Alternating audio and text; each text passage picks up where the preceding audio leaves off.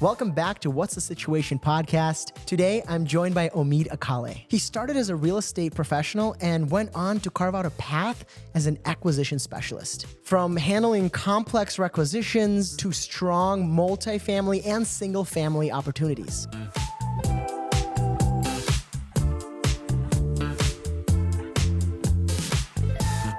Omid Akale. Yeah, Super excited to have you in. excited to be here. What's an acquisition specialist? So, what I do in my work as an acquisition specialist is find great deals in real estate that we can add value to.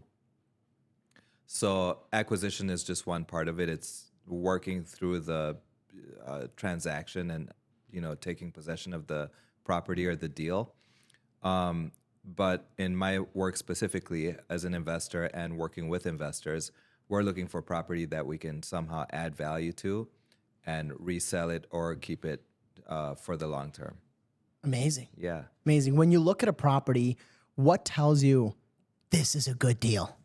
Several different factors, a lot of macro factors like financing and the market and use cases for the property, the ability to add value and the things needed to add value to the property, being able to read or see what it would take to get the property improved, and also how the market would react to the property or how the market values the property at the end of that period. Of course, there are other factors like time, how long you hold the property, acquisition costs, and time of year is a little bit of a factor in Minnesota sometimes. So a lot of macro conditions and also micro conditions, Nice. resources that you have to improve a property. A lot of different factors go into play. So, Okay. And what's the best time to buy? the best time to buy is now. Just kidding. No, Minnesota is crazy because some people think houses don't sell in the winter, but houses sell in January. It's always a good time. There are different factors that affect it, but there is no ideal or lack of an ideal time. A lot of it depends on how long you hold on to a property for. So if you hold on to a property for 20 years, does it matter if you got it for, 20 grand more or less? The market changes, values change, factors affect the valuation of the property at different times. So it's up and down. So you got to be pretty darn smart to know, like, factoring every single part of the way in that's making changes. You got to understand that if something's happening, like 2008, for example, where everyone got it wrong and everyone lost. But yes, Everyone. I've been doing it for a long time. I've been in real estate since 2001, and I've made a lot of mistakes. I've done a lot of deals, and I've learned a lot. There's a lot of expertise that has been built up over that time. We've done a lot of transactions, the group that I work with, and we learn from everyone that we do. And I love the volume model because I feel like it adds to your expertise stack. We got a lot of property from really complex, problematic situations. So a huge part of my job is solving really complex real estate issues and problems. And you learn a lot from that as well. So is there an example of a deal that was like a breakthrough moment for you where you knew, like, this is awesome? This is where I belong. there are actually several big deals and small deals, but I am in a place in my career right now where I really, really enjoy what I do. I love being able to solve different problems. No two deals are the same. A lot of times we're helping people in a distressed situation by taking over a property that they can no longer handle or that they don't want. And we're making something that's in a distressed situation. We're adding value to it, so we're leaving it better than we found it, so to speak. So, how do you evaluate single family versus multifamily opportunities? okay, so in a lot of commercial, for a lot of commercial assets, NOI or the rate of return, you're using it to make money, right? So the operating income and the revenue are things that people focus on, how much money it can bring in. And a lot of times for single family, as an investment, you're also thinking about the return on your investment, but a lot of people who are looking at single family are also looking at it to live in it. So there's a lot more emotion that goes into single family versus if you're buying a property that's solely income producing. Got it. Yeah. Interesting. People who are house hacking, they're thinking about which means you're buying a duplex or a triplex and you're living in one unit and renting out the others to supplement income. You're looking at the income that it brings in, but you're also going to live in it, so you care about where it is and what's around it. Awesome. Yeah. I love that. Okay. I actually did that with one of the properties. Oh, how'd that go for you? Ended up not living there.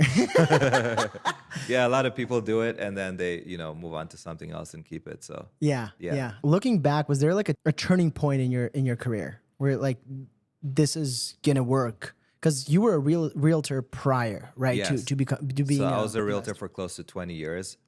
I'm actually still licensed. I'm just licensed in a different state. I'm licensed in Arizona, but I live and work in Minnesota. I've always really liked real estate. I was in school for civil engineering when I got into real estate, but then I liked real estate more, so I continued with that. And there have been ups and downs. There are cycles in most industries, especially real estate. So there have been times I've had other jobs to supplement early on in real estate. But when I got onto the investment side of real estate, that was kind of a turning point where I was able to use years of expertise and experience. And there were times where I spent large amounts of time doing what I would call grunt work. I did something called BPOs when the market crashed, and I did thousands of those, and those were very tedious and time consuming.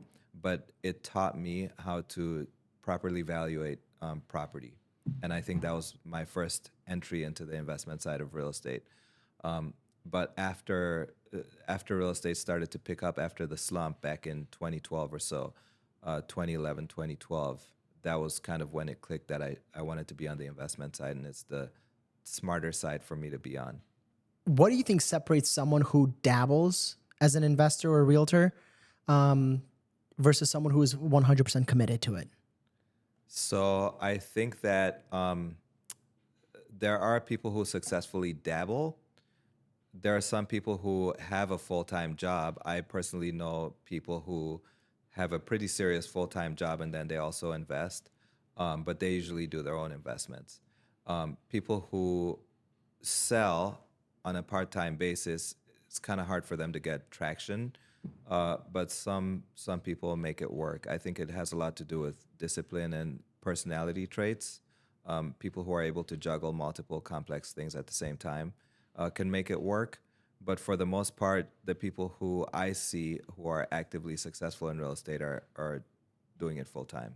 What are the key habits of one that is successful in your opinion, or key habits that you have that you've found that push you forward to success? So what I've seen from agents, and I believe, I think this because I've been in real estate since 2001, but with the advancement of technology, a lot of agents rely on leads, which is pretty fair, but you have to be a lead agent. And then some agents prospect, which in my opinion means they do the fundamental longer term business building things, right? Instead of waiting to receive leads. And so I see that people who can prospect, they're never just sitting around waiting for the next deal to happen. They build a pipeline full of deals. So that works really well for them. And the reason I bring up technology is because there are companies that produce leads and sell them to agents, and then agents have to follow up on the leads, which there are agents who are good at that, but there are very few people who are good lead agents. So there's a difference in consistently having closings happen or having clients to work with versus waiting for leads to come in and then trying to work those leads. But people who prospect or build a better foundation for their business, which includes consistent marketing and consistent education and reliability in that sense, they do a lot better than people who just sit around waiting for leads. Interesting. Yeah. Okay, I So like it. I think that's a good trait for agents to have, is knowing how to prospect. You invest yourself I do. and you invest for others. Yes, I work with a team, and we do most of the investing as a team. And I also have a few of my own personal investments. But majority of what I do is working with a team, and we do volume. So we do close to 200 transactions a year, mostly single family. You know, a larger percentage single family, but we do quite a bit of commercial as well, and across different asset classes. So strip malls, apartment buildings, office buildings, that kind of thing.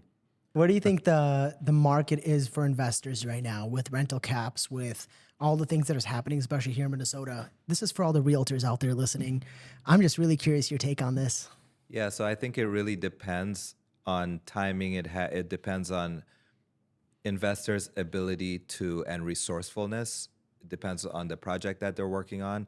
I always think it's a good time to invest because depending on the cycle of the market, it's either a good time to buy or it's a good time to sell.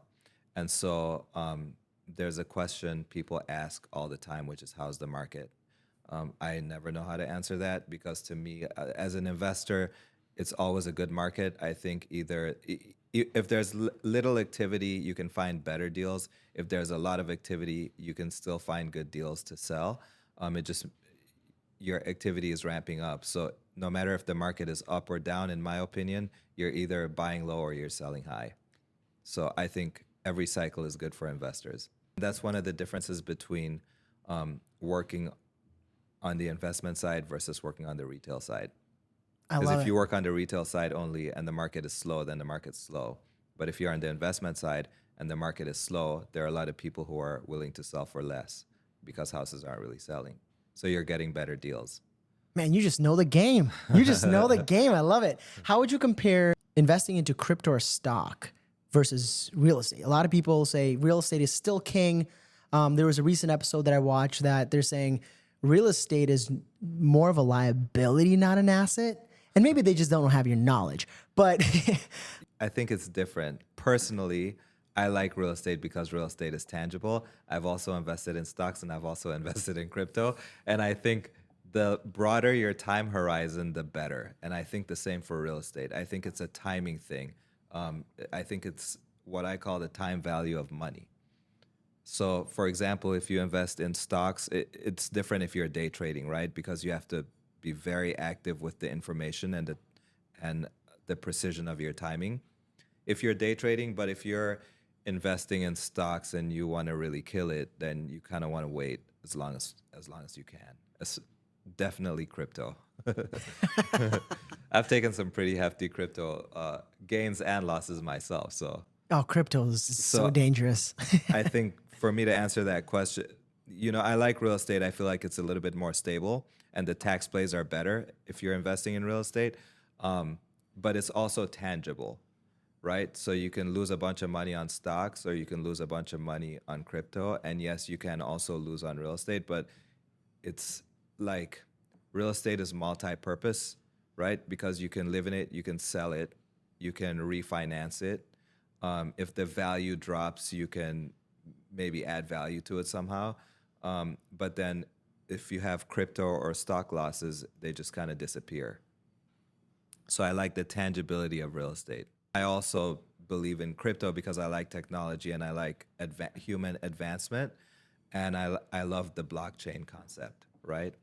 But if you're trying to, I just think the difference is, are you trying to make money over a long period of time or are you trying to make a quick buck? And in each of those areas, I think the more time, the bigger your time horizon, then the better off you are. And do you believe in the quick buck? Like, is it possible to make a quick buck and just get out of there? Or is it always a long-term game? I think it's possible. I think the two things, I think making a quick buck versus long term can coexist because I have seen people make a lot of money fast. But I think that fundamentally the long game is the way to play. Yeah, Especially with real estate? definitely. Yeah. And then when you invest, do you ever do a rental or do you typically sell immediately after the investment has been, potentially? That's a great question. So personally, I hold. As a company, we have a very small group and we like to keep it that way, and we buy a lot of volume. So what we do is we cherry pick the ones that we want to keep, the ones that we have the capability to comfortably manage, and then we exit out of the rest. So sometimes that means doing a rehab and putting it on the market on the MLS. Sometimes that means selling to other people on a contract for deed. Sometimes that means we buy a bundle of houses, a package deal. So we might buy like say you come to me and you say, hey, I've been investing in real estate for 15 years and I have 13 duplexes and 4 triplexes, but I want to sell them all and I don't want to put it on the market. I don't want to deal with showings. I don't want to give the tenants 24-hour notice. I want to just sell everything that I have. I have some decent equity and I want to buy one big apartment building. So we would buy that package from you, right? And then we would probably sell it off to other investors who are looking to buy duplexes and triplexes. And then we can help you find an apartment building as well or sell you an apartment building. Dang. Is it Yeah. always a cash offer? We always make cash offers, yes, because we make convenient offers, we make cash offers, we close fast, so speed is key. And we buy a lot of different properties and we buy from a lot of different scenarios, right? So some we buy from people who are distressed and they just need to get out of a house. We buy foreclosures, which are time based. You know, there's someone has to sell their house by a certain date to avoid a foreclosure. We buy a lot of inherited properties. We buy homes from probate, you know, homes that come out of probate. So someone dies and the house needs to sell. We do quite a few of those. So we close pretty fast or when the person needs to close. Ironically, what I've been getting a lot of lately is people who are downsizing. You know, they had the family, the kids are off to college. Now it's just a husband and wife, and they have a house that's too big, and then they're moving somewhere. They're building a townhome, and so we buy their house, and on those we close when they need to close under new construction. We're very flexible on closing dates, so convenient cash offers with speed is kind of our thing. Do you still work with realtors, or you avoid all realtors through this process? No. We work very well with realtors. In fact, a lot of my favorite deals involve realtors because then the seller has someone advocating for them and the realtor understands the transaction flow and the process. And it's easier to get a deal done that way. We buy from homeowners and we buy from investors who own a bunch of property and who are very savvy. But a lot of our deals are deals that realtors call with and they say, hey, I have this house, I need to sell it. It's not pretty enough to put on the market. It needs a lot of work. What can you pay? Got it. So let me give you a scenario. Yeah. I'm selling a I'll make you property. an offer today. I dare you. I dare you. I might say yes, after after listening to this. Do I avoid all realtor fees and closing cost fees, or those are still part of the process even with a cash offer? So I treat every scenario on a case-by-case basis. If you are a homeowner and you don't have a realtor and you call us, so we do some online marketing. So we have people who will enter their property address on our website, right? And we call them, we make them an offer. If they don't have an agent, then no commissions are being paid. Sometimes we work with agents and we pay agents who bring us a property. So we do all the work and then we pay them a fair fee for the deal that they brought, which is typically equal or more than they would make if they listed the house.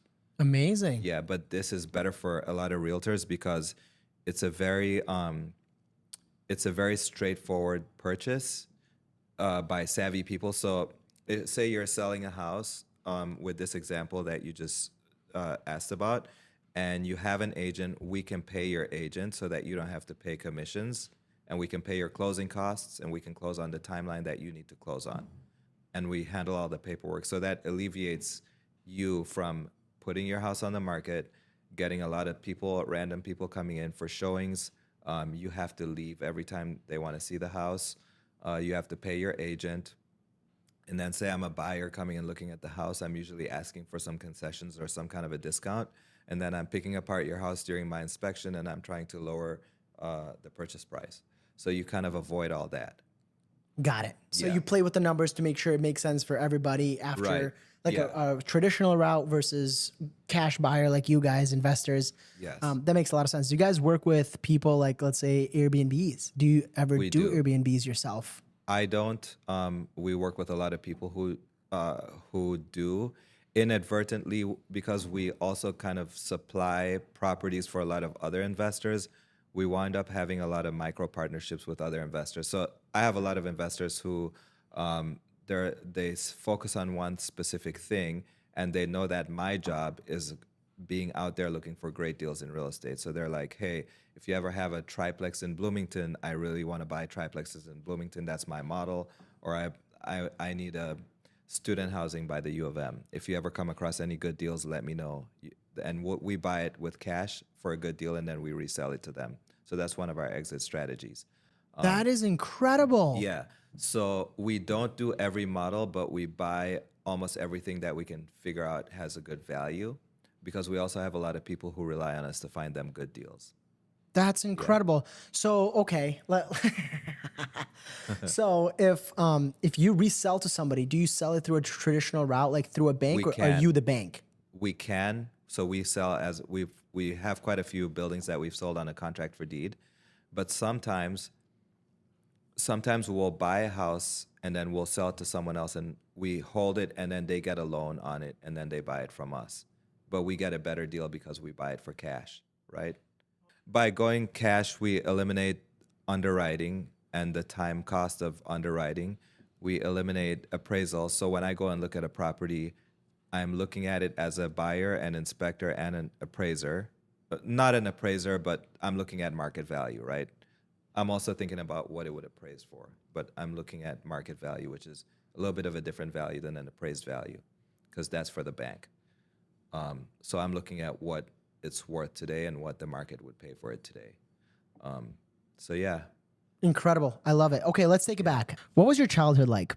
pretty fun, pretty amazing. So I had a pretty cool childhood. I lived in a very global community. I was born in Cameroon, which is in West Africa, and it was pretty fun. There were a lot of people from all over the world. I kind of think that I grew up with a very global mindset because of it. And my family moved. We moved to the United States when I was 14, almost 15. Yeah, turning 15. Nice. Yeah. During your childhood, was there anything that shaped you to think the way you think now, in this business way, in the success that you had? Like, is there anything that shaped you saying, wow, this is what was the pinnacle point? Not really, but I do remember wanting to be a carpenter when I was when I was a kid, and I used to hang out and play on construction sites a lot, and I was kind of fascinated by it. So building, yes, which is still a childhood dream that I would like to realize someday, because I'm not a carpenter. I think that played a part. I started going to school for engineering and then pivoted to real estate, and I've liked it. I've been in it ever since. It's been fascinating to me. So How'd you get started in real estate? Were you like, hey, let me sell and buy properties for somebody? What was the cause of you getting into real estate in the first place? great story. I used to work. I used to work for the city of Minneapolis during the day, and I worked at a Mexican restaurant in the evening, and I was valet parking. And one day, one of the waitresses said, "Hey, look, I just got my first check from my other job," and it was like $2,000. And I'm like, "What do you do?" And she's like, "I'm a realtor." I didn't even know what a realtor was, but I found out, and then I had a pretty decent job at the time, and I found out, and I wanted to buy a place, and I was like, well, I could buy a place and I could make the commission for buying a place. So I got my real estate license, and then I got a duplex and a house, and then that's what kind of started it all. Interesting. Yeah. If you could tell your younger self right now, like the realtor you that's like, hey man, I'm trying to get this, what kind of advice would you give yourself as a younger self saying, dude, avoid this or do this? I would. This is kind of an unfair scenario because I didn't know what I know now, but I would probably advise myself to work on discipline, impulse control, and that kind of thing. Yeah. Because I've always been if I want to do something, I just do it, So early 20s, if I wanted to take a trip, I just like took a trip, which I like that about myself now too. Because I do a lot of adventurous stuff, and You do? What kind of adventure do you do? well, let's see, a lot of outdoorsy stuff, motorcycles, snowboarding, mountain biking. Yeah. Dang, what kind of Traveling. do you race motorcycles? No, I don't. No, Okay, I'm not that crazy. when you say motorcycles, could you elaborate on that? Yeah, I do some touring motorcycles with one of my buddies in Arizona. I was actually there this past weekend. We rode dirt bikes through the forest in Flagstaff. It was pretty cool. I saw some good wildlife, herds of elk running around. It was pretty Dang. awesome. You have a very private life, because Yeah. I feel like only your inner circle knows these cool things that you do, and only these like. How am I supposed to know your dirt bike? I wish it was posted somewhere. Like everybody's living so loudly today. How do Yeah. you balance that? Like, I mean, you have a successful business and you're not super public on social and whatnot, but you're having this Yeah. incredible success.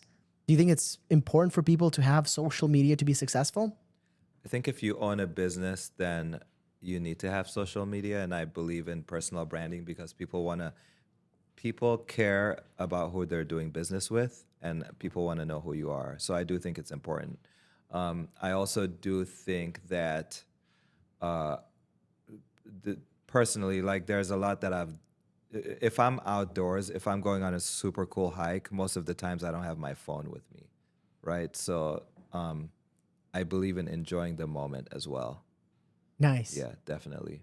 Now, here's a tough question. Yeah. How do you stay disciplined and consistent with like fast, multiple, business and opportunities coming your way? So consistent because I work all the time, and I'm not. I don't really. This is for me personally, but because for what I do, I don't believe in work-life balance, but I'm a big believer in work-life integration, and I think that's easy to do if you actually enjoy what you do and if you have meaningful work. So I'm always working, so I'm consistent there, and I if I'm on a plane or if I have a layover at the airport or if I'm traveling somewhere, I'm totally fine working. And because of the nature of my business, you never know when an opportunity would come that you need to seize. And speed is key. You need to act fast. You need to move fast.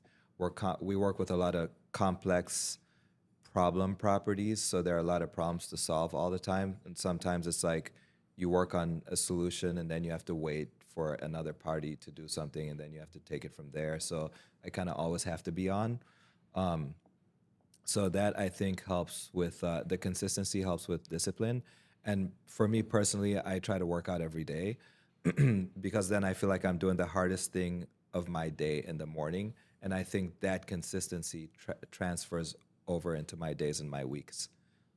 So for me, that's very much an anchor. If I can wake up early in the morning and go work out every single day, then that builds a consistent platform for everything else I'm trying to be consistent with. I love it. I Yeah. love it. So you put a sound structure, and you put a sound foundation, Yeah. and then that builds the rest of your day and week Right. and month. I love Yeah. that. That's And incredible. I struggle with consistency because I don't have a job where, like I go to an office, I drive my car to the same parking space and go into the same office and work with the same people every day. I wake up in the morning and I have no idea what's going to happen. I could get the best deal of my life that day, or I could have like 5 deals fall apart. But it's super fun. It's never the same. It's I was super gonna say spontaneous. frustrating. It is frustrating sometimes, but it's the nature of what we do.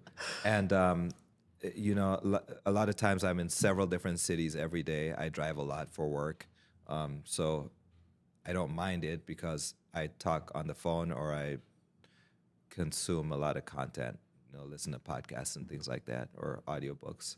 That's incredible. Yeah. Is there something that people don't know about you that they would want to know about you in your professional life, possibly personal life, but mostly your business life that you're like, I wish I could tell this to people so they can either A, improve, or B, not improve? Yeah, I think one thing people don't know about me is that I'm the best Cameroonian snowboarder on the planet. The best. The best. I'm welcoming any challenger. You heard it all, ladies and gentlemen. Here's the best snowboarder. I just love that. That makes me so happy. Yeah, so I don't know. I think that I'm really proud of the work that our team does because we're not like a big box buyer, but we do a lot of volume, and we help a lot of people because there are a lot of people who benefit from us taking a property off their hands that's causing them stress.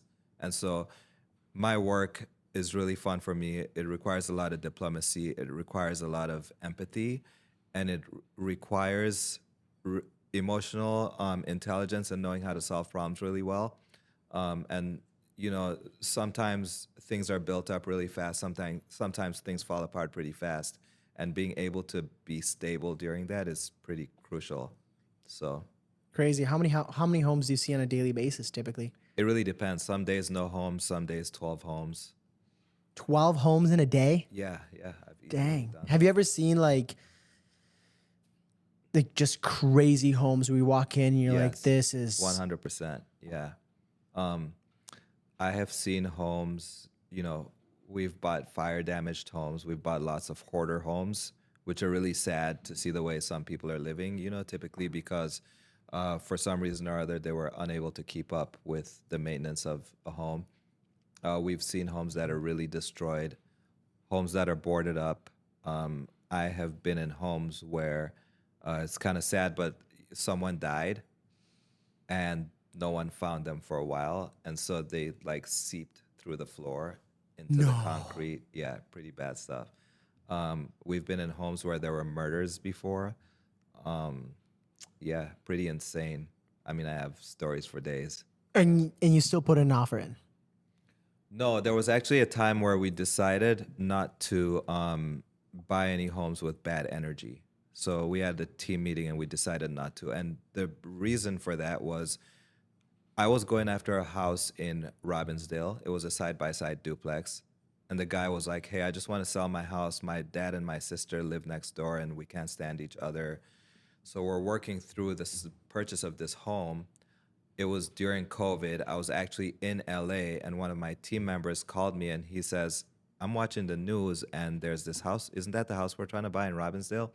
And I look it up, and the guy had gone and executed his dad and sister next door. So around that same time, an agent called me to look at a house, and the house belonged to some guy he went to high school with. And I look at the house, and there's just like a super eerie feeling. And so after I left the house, I found out that one of the brothers was super high on some crazy drug and like murdered his mom in her bedroom and gouged her eyes out. Right? Sorry, this is super graphic. But Whoa. and then there was another house with some really bad death. Like some lady killed her husband and buried him in the backyard. Like no BS. This is in the end built, and she put a flower bed over. There was like she made a garden over where she buried him. So all this was in a period of like a month and a half to 2 months, and we're like, we can't buy these like houses with really bad energy. We would have got a spectacular deal on them, but like, so we kind of steered away from that. Yeah, because I feel like when bad energy, when Yeah, you're in it, it comes yeah, back at you, and yeah, that's.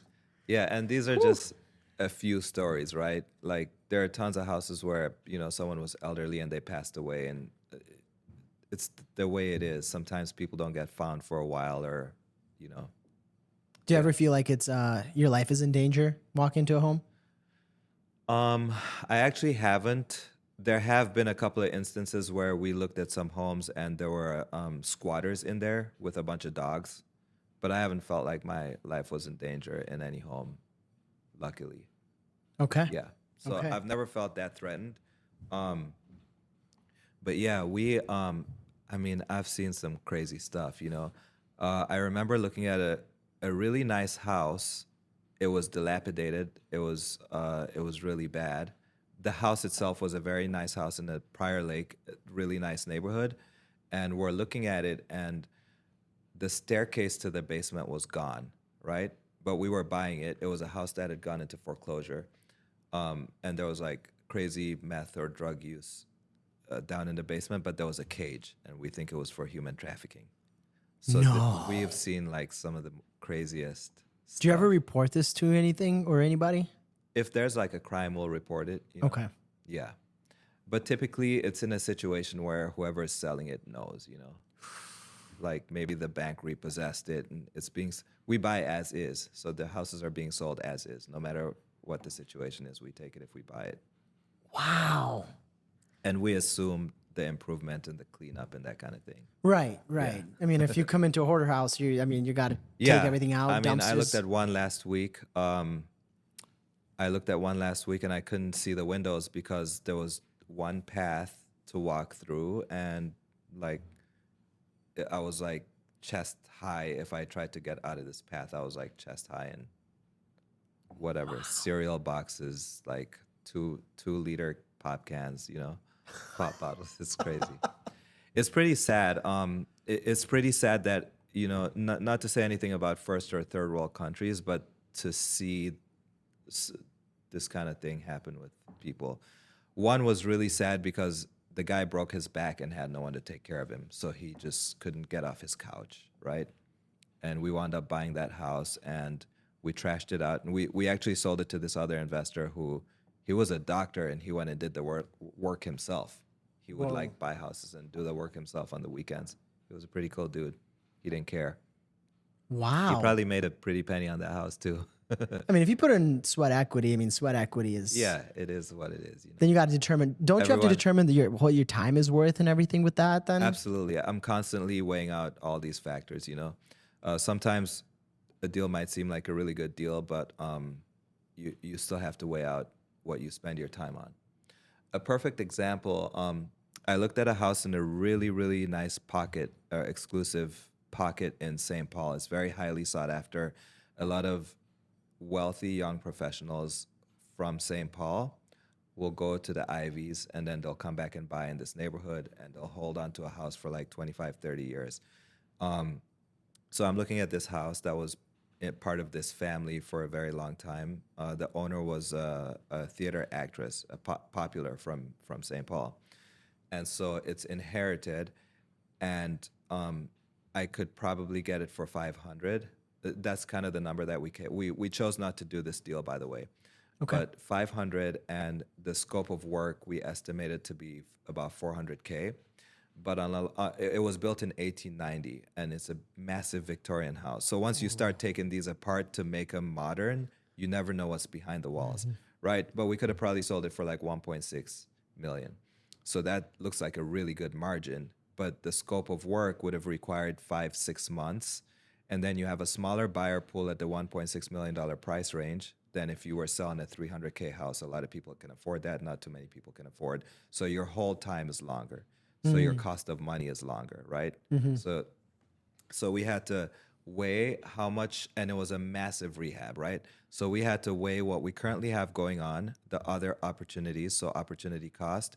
We have to predict how risky the market is in 6 months, 8 months, which is hard to tell because there are a lot of macro factors that come into play. And we're like, okay, is it worth us to take on this massive project and make a few $100,000? Yeah, of course it sounds great, but could we spend less time, less mental energy, less financial energy, and less people management for a big project? And can we probably make maybe a little bit less, but in the same amount of time? Yeah, we could. So we decided not to do it, So with every deal, we're weighing the least risk, the least cost, the fastest exit. Awesome. How big is your team? 6 people. 6 people? Oh, that is really small. I love that. Yeah. I like the boutique feel about it. Yeah, we love it. And we've had other people, but we think very carefully about bringing in other people, because in this day and age, especially with tech, you can outsource a lot, right? And then you don't have to deal with the people management aspect, dealing with someone's feelings or their presence. And it's just kind of like, here's a job. Can you do it? Yes. When can you do it by? Good. Okay. Here's payment. Job's done. And then you don't have to manage people. I love that. Yeah. I love. Oh, so man, we try to keep it. We run a pretty lean ship. I love that. Yeah. It's nice, especially if somebody's coming to you like an average Joe. That's, hey, I'm trying to sell a house. They're not looking at a big corporation or something enormous. They're talking to a human who understands with empathy and kindness and comes like, hey, man, we're just a small team. We're here to help. Right. So I love that. You win a lot of deals for that. I'm considering working with you right now. Let's do it. I might cut this out though. Let's I do it. won't. I won't. I'll keep it in. What's the craziest thing? Do you guys do a lot of demo? We have done some demo, yeah. What's the craziest thing you found in the walls? Have you ever found like bags of cash or gold? No, but we bought a house recently. We sold it to a friend of ours who was looking to do a flip because he does 3 to 4 flips at a time. And he had just sold, so he needed a project. And we're like, it was convenient for him because it was close to his house. But he calls us 2 weeks after closing and he's like, hey, I was cleaning out the house and I found $6,000 in the shoebox. I'm like, oh my gosh, you know. But we buy houses that have a lot of stuff in them. And that's one of the things that we do. We buy as is and we allow the sellers to leave what they want behind. Now, this is convenient for a lot of people because there are a lot of families who are downsizing. They've maybe had the house for 30 years. They still have the bookshelf with like every National Geographic plus an encyclopedia set. And they've got the waterbed and they've got like old stuff, you know, people accumulate stuff. So say your kids go to college and you just want to move out. Homeowners love working with us because they can leave everything behind. So what we do is we donate what's donatable and we recycle what's recyclable and we trash the rest. So a lot of stuff goes to its best use. Now, this is really a good perk for a lot of people because when you're moving, it's stressful enough and they don't have to clean out and move everything out of their homes. But then we also do buy somewhere like it's a hoarder home and everything is left behind, or you know someone died in their old age and their family inherited the house and it's too painful to go through stuff. So there have been a lot of treasures, you know, everything from antiques to old sewing machines that apparently are worth a lot of money, or typewriters from like 1920, that kind of thing, you know. So That's awesome. yeah. I do like finding gems. Like I used to Yeah. go to thrift stores quite a bit more. Yeah. And you find some kind of like really cool camera or Yeah. something that's absolutely incredible. And you're like, yes, Yeah. this is amazing. I can't believe this is $20. Yeah. Or So free. I can't really think of anything crazy from demoing a house. You know, sometimes it's like newspapers that were used as insulation, you know, but typically it's the stuff that people leave behind versus the stuff that's in the walls. Nothing that we find in the walls is fun. It's like asbestos, you know, Yeah. Yeah. or something that you don't want there, building materials, but nothing like a hidden safe, you know, Oh man. nothing like that. Not yet. I would love to find like a sword from the 1400s, though, you know, or something cool. Dude, how cool would that be? Yeah. Oh man. Yeah, that'd be I've always awesome. wondered if like somebody hid something in walls, patched it up, and it's just sitting there. Yeah. Yeah. Anytime I buy a property, I'm always like, Yeah. okay, there's nothing in there. No, you know, it'd be like a Coca-Cola can from 1950 or something like Oh. that, but nothing that cool. Okay. Yeah. Okay. What's next for you? What's next for Omid? Is it let's ride this out as long as possible and have a blast because you seem like you enjoy what you're doing? I do really enjoy what I do. I think I'll continue to do it, you know. Eventually, just try to accumulate enough to get paid residually on something. But I mean, I really enjoy what I do, and I don't. I'm someone who needs to do stuff all the time. That's one cool thing about real estate. You can get it. You can get people to work with you. You can get a team, and eventually, if you're physically unable to do it, you can talk on the phone, and you can talk deals on the phone, and you can pay people to write paperwork, and you can go look at stuff, you know, that you want to buy. And you can pay people to manage it. So it's a very exitable business. I don't see myself like chilling when I retire or going fishing every day or Sure. you know, playing golf or something.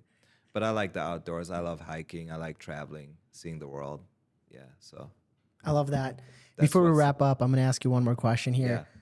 What do you hope your legacy in business and life will be? I actually don't think about that.